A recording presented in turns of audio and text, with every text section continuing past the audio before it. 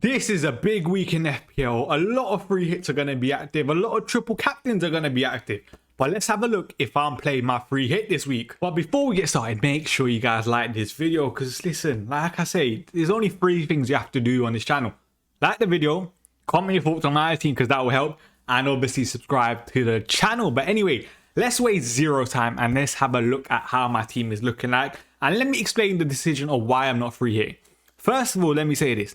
I think playing a free hit this week is a perfectly fine decision. I just don't have full faith that is right for me. Let's start by saying that. Also, let me explain my reason on why I'm not playing my free hit this week. First of all, one of the main reasons a lot of people are free hitting this week is Liverpool assets bringing them in. So people want to bring in the likes of Mo Salah, Cody Gakpo. People have 2 or 3, let's say, Liverpool assets on a free hit. I just don't have full confidence right now in that Liverpool team, in Arne Slot, to turn it around against West Ham. I'll be honest, they haven't been good so far this season.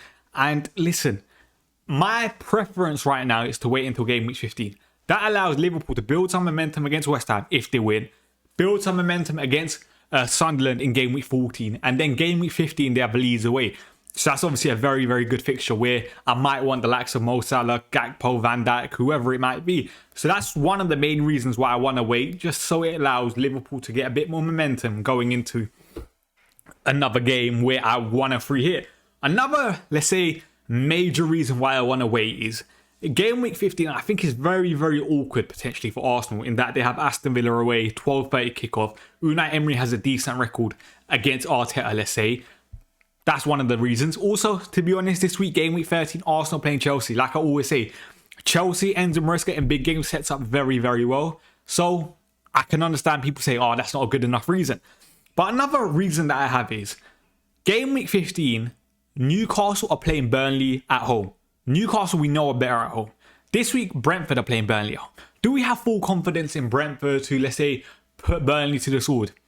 No, I don't see that game personally right now being like a 3-0 game where the likes of, let's say, Sharda and Thiago get a couple goal contributions, because a lot of people playing the free hit are tripled up on Brentford. So that's another reason why I'm not playing my free hit. Another reason is game week 15, Chelsea have Bournemouth. I think that's awkward for my team in terms of I have the likes of Senesi and Semenyo, and I'm not really planning to take them out anytime soon because I want them long term. Senesi is good for DEFCON. We know how good Semenyo's been, especially at the start of the season. So that's another reason.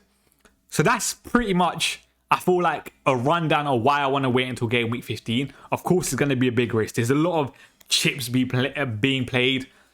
Let's see what happens in it. Let's see what happens. If I get punished, I get punished. But at the same time, also, I forgot. Another reason I don't want to play my free hit this week is Crystal Palace versus Manchester United. And I'm going to explain that a bit later on in this video, why I think that's a good game for FPL. But listen, we'll talk on it a bit later. But let's start with my defense for this week. I've got Nick Pope against Everton away. Again, difficult fixture. We know Newcastle haven't been as impressive away from home. Also, there have been some rumours, or let's say pressure on Eddie Howe potentially to give Ramsdale a game. But I feel like his comments today were pretty much saying Nick Pope is going to be his number one. He was praising Nick Pope so far this season.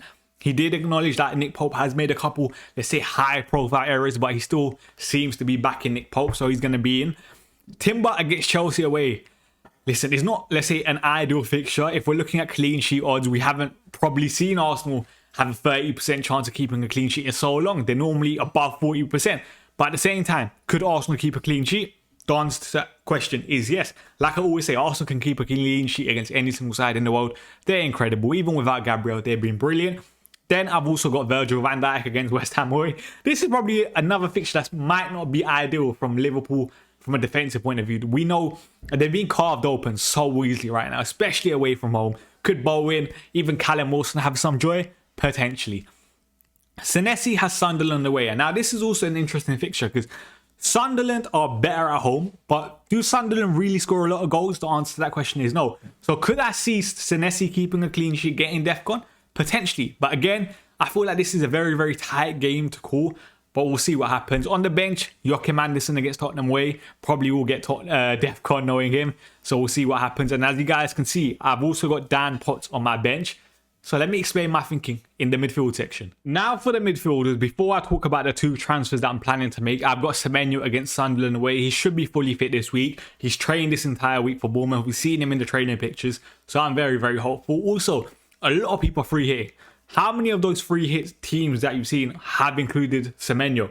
Not a lot. So he could be a very, very good player potentially for me this week. I'm hoping. Because listen, Bournemouth, even last game against West Ham, they didn't get the result, but they still created plenty of chances. The XG got in that game was over 4. They were clearly missing someone like Semenyo, who's obviously very, very good in front of goal. Now, I've also got Bukayo Saka against Chelsea away. He will play this game. He'll probably get rotated in game week 14 is my guess.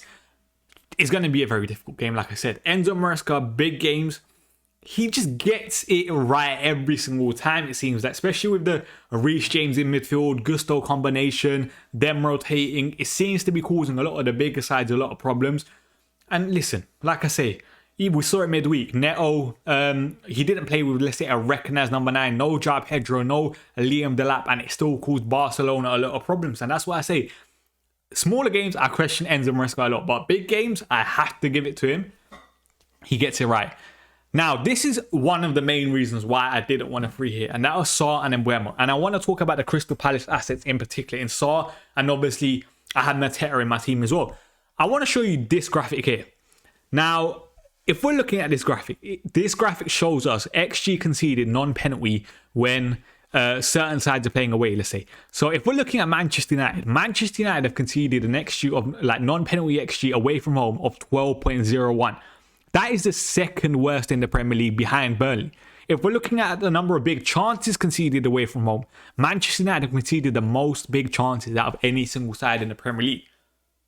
That is shocking. The likes of Sarr and Mateta will get chances. And as I said, Manchester United down that Crystal Palace right hand side are weak. Dalot, Dorgu, whoever plays, there's question marks on both of them.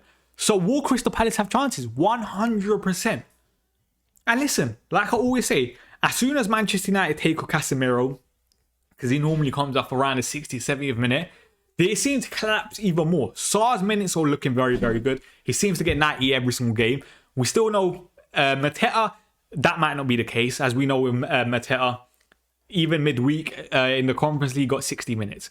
But especially for Sarr, I think this could be a great, great week for Sarr. And I feel like with Sarr, a haul's coming. Like he's blanked a lot of weeks in a row. But these bigger games, Sarr will get a lot of space to run in behind. Manchester United are not good. Sarr will have chances, which is why I really, really want to keep Crystal Palace assets for this week. And especially a lot of free hits again this week are not going to have Crystal Palace plays. They're not going to have Sarr. They're not going to have Mateta. Them two could go big this week, which is what I'm hoping. So let's see, innit? That's one of the main reasons why I didn't want to play my free hit. And looking back on it now, I've also got Bryan Mbeumo. And now this is going to be a difficult one again in terms of I expect Crystal Palace to win this game, but at the same time, could Bryan Mbeumo have chances? As we said before, Bryan Mbeumo has routes to points. Another, let's say, negative, I would say, for Bryan Mbeumo this week is there's no Matheus Cunha. Matheus Cunha has been ruled out of game week 13, which is obviously a bit of a concern in terms of Manchester United. Without Cunha, didn't look great against Everton. We know Cunha, he's almost like a talismanic figure for Manchester United and for what he was for Wolves in terms of he'll get the ball, he'll try to drive, he'll try to take plays on, he'll try to win a game by itself. Of course, let's say Cunha hasn't been showing as much glimpses at Manchester United like he did at Wolves last year, but he's still going to be a loss for Manchester United. But as you guys know, I have taken Enzo Fernandez out, I bought Potts in, and the second transfer that I've made is Mark Gui out for Thiago. It's quite obvious that Thiago or one Brentford attacker would have had to come in for their fixture against Burnley. And this, for me, is more of a expected ownership play in terms of I expect a lot of people to play their free hits this week. I think Thiago's ownership will probably be around 50% around my rank at least, probably even more, especially with the amount of big content creators playing their free hit, the likes of FPL Harry, for example, potentially FPL Raptor. So again, this is more of an EO expected ownership play. I don't want it to dismantle my rank, let's say. And listen, Thiago against Burnley is a good fixture. He's someone that I do want long term in terms of Brentford, especially after game week 16, have a couple good fixtures. And listen, like I said before in the previous video, it seems that Thiago's getting a penalty every other game. So why would I not try bringing a penalty taker, someone whose minutes look good, someone who's playing Burnley in game week 13? So that is the two transfers that I made, and now I have 0 free transfers going into game week 14. But listen, like I said, game week 16, we're going to get topped up to 5.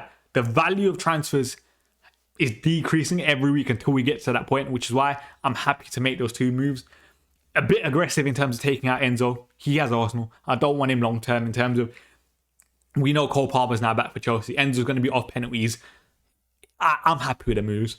Erling Haaland, again, brilliant fixture against Leeds. And this is probably one of the main reasons why I did want to play my free hit. In terms of Manchester City, a lot of their players got arrested midweek. Leeds, they're very bad right now. They have a lot of injuries. We've seen Sean Longstaff being ruled out for 4 to 6 weeks. Anton Starch is out, so their midfielders are going to be changed with the likes of Tanaka playing, Ampadu, and let's see who the third midfielder that Leeds play is. So there's going to be a lot of changes in that Leeds side. Manchester City will beat them. Probably 4-0, potentially 3-0. I'm not too sure, but it will be a big scoreline in my opinion.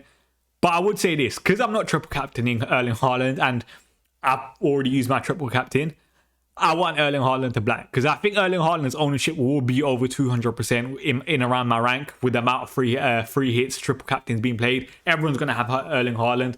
So yeah, I do want him to black, let's say, probably this week. And then, like I said before, Mateta against Manchester United is a good fixture. But let's just talk about Mateta's minutes a bit more. He got 60 minutes-ish midweek in the Conference League, which is a bit of a concern. Again, like we said, Eddie Nketiah keeps eating up into Mateta's minutes. That is something I do want to keep an eye on long term. He will start against Manchester United, we know that. But long term, if that is a continuous situation, again, someone like Waldemar around game week 16 has a good fixture. 15, 16, 17. So maybe that's when I might pivot away from Mateta, especially with Saar going to AFCON. Is Mateta going to be, or Crystal Palace attack going to be as strong? Potentially not. That is just something to keep an eye on. But for now, Mateta against Manchester United, I'm happy to play it. Listen, this is my team. Let me know what you guys think, because I know a lot of people are going to say Baines play your free hit. But I'm going to back the Crystal Palace boys one more time against Manchester United. And hopefully it pays off. And hopefully the free hitters, for my sake, don't do very well. But listen, that's my team. Make sure you guys like the video, subscribe to the channel, and we will be back soon.